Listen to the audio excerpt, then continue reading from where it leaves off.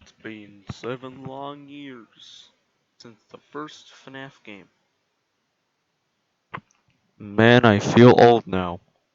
So yeah, 7 years since the first FNAF game, and this game is still as popular as it once was, with like in 2014. Like this game, Jesus, it brings me back. I don't even know.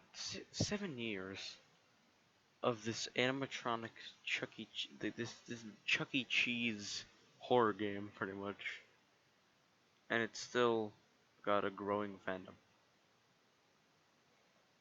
So yeah, like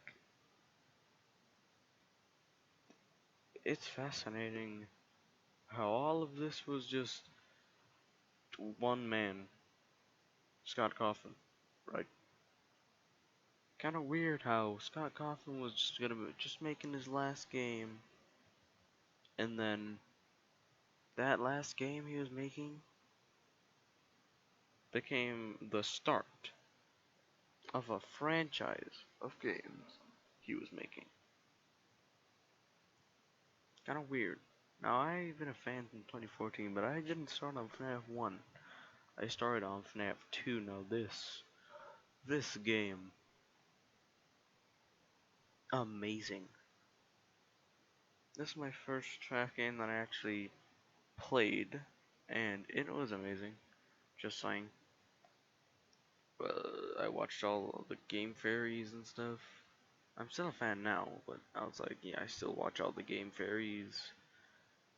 And as soon as I see like a notification for a game fairy FNAF video, I instantly watch it. And yeah, I made friends for this game as well.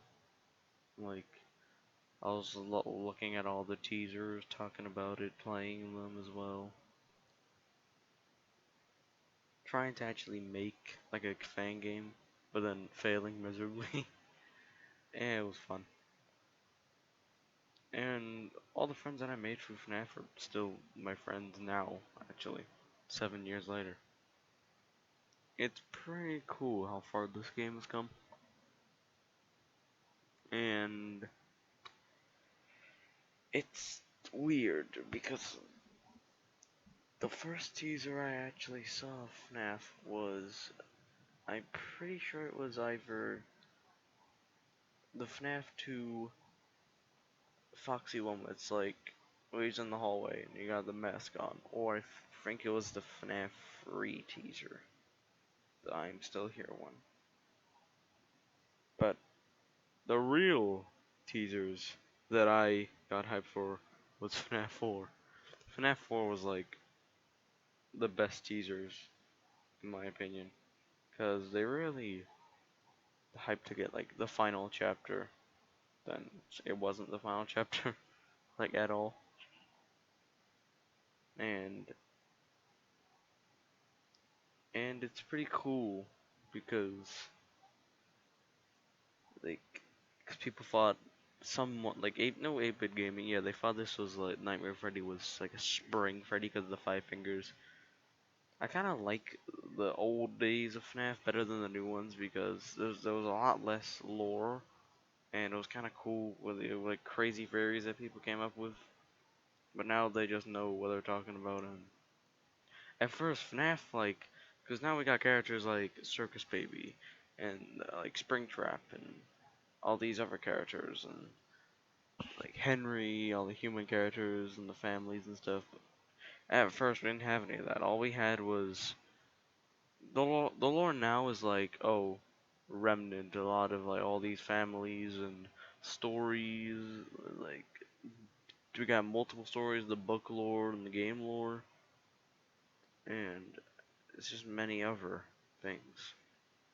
Like, but back in like 2015, 14, all it was uh, Freddy, Bonnie, Chica, Foxy.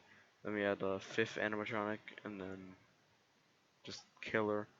Like the story was just simple. It was just 5 kids got murdered, and then we found out there was actually 6 kids when FNAF 2 came out. Well, that's what we speculated, and it actually turned out to be true in the end. And then it was just simple: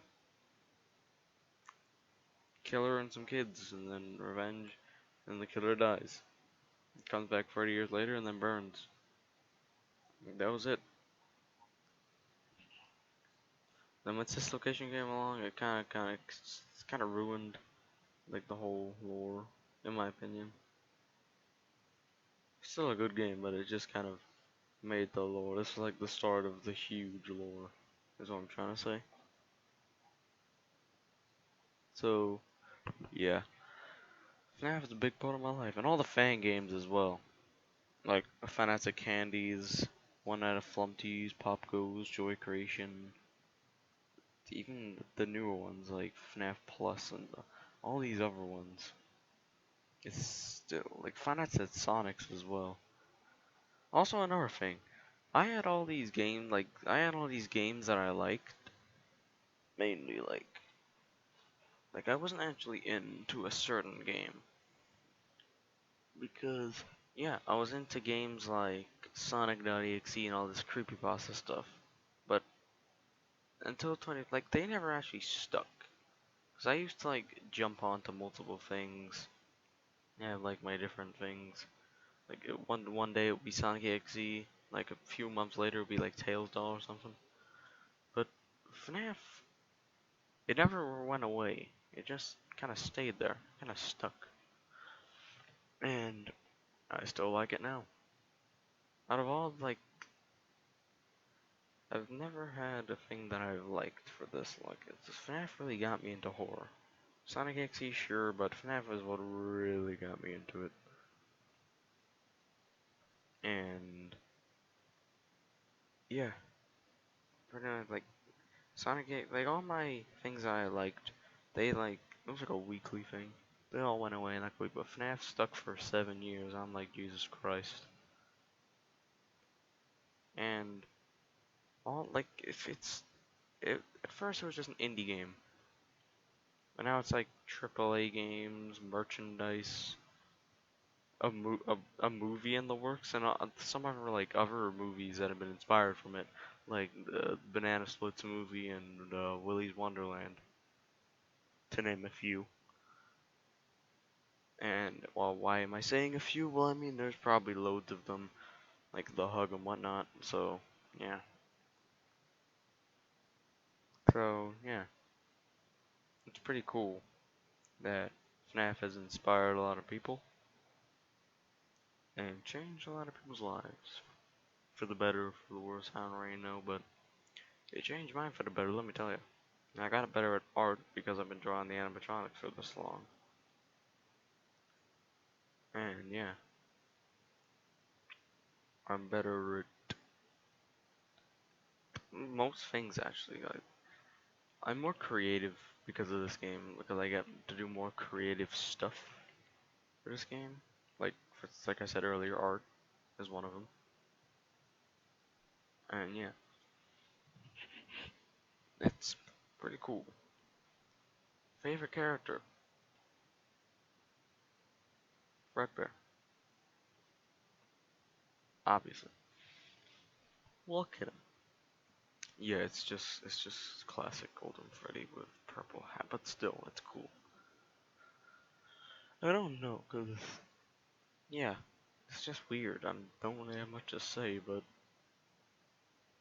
still, it's just weird how far this game has come and the fandom's still growing. It's kind of weird to see Scott retire this one. Well, this early is a bit of a weird thing to say since it's been 7 years since the first game's trailer, but yeah, 7 years. It's almost like FNAF's almost a decade old. Like Jesus. 7 years old. Next year it's 8. Then the year after that it's 9, and then the year after that it's 10. Then decade. It's weird. Weird to think that Freddy Fazbear, the guy, the one who started it in the first trailer, like it's weird. And console releases, pretty cool. the first time, like I was watching that PlayStation live stream, and then I saw what I thought was I thought I was asleep dreaming, but I was looking at it clearly. I saw that them round button ears and that top hat and that them chubby cheeked. I saw that bear with the top hat and bow tie, looking at a bunch of screens, and I knew that that was Five Nights at Freddy's. So yeah, FNAF came to consoles, and yeah, I was hyped. And also, Curse of Dreadwood DLC was pretty dope too.